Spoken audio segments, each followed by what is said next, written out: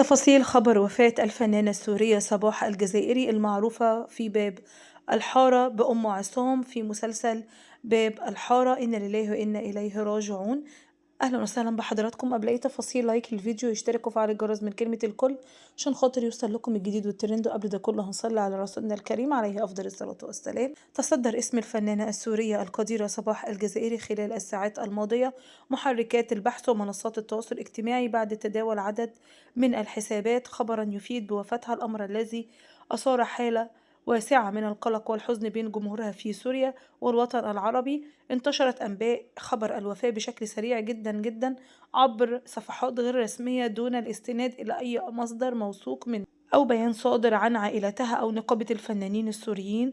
هذا الأمر ما أثار شكوك حول صحة ما يتم تداوله. حتى لحظة إعداد هذا الخبر لم يصدر أي بيان رسمي من عائلة الفنانة أو من نقابة الفنانين في سوريا يؤكد أو ينفي خبر الوفاة، كما لم يتم نشر أي معلومات عبر الحسابات الرسمية الموثوقة المقربة منها، ما يجعل الخبر في إطار الشائعة غير المؤكدة حتى الآن. ويشير متابعون إلى أن مثل هذه الأخبار تتكرر من حين لآخر بحق عدد من الفنانين العرب، حيث تنتشر بسرعة عبر منصات التواصل الاجتماعي قبل التحقق من مصدرها، مستغلة شهرة الفنانين ومكانتهم في قلوب محبيهم.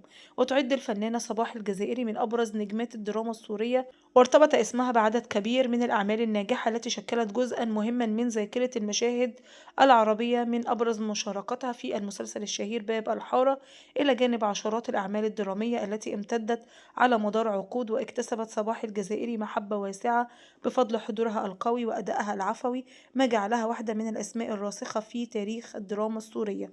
طلب عدد من المتابعين بضرورة تحري الدقة قبل نشر مثل هذه الأخبار الحساسة، مؤكدين أن تداول شائعة الوفاة تسبب صدمة كبيرة جدا للفنان لو هو عايش، ربنا يا رب.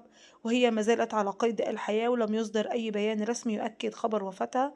ربنا يا رب يمتعها بالصحة والعافية، اللهم آمين يا رب. انتهى الفيديو مع حضراتكم ومع السلامة.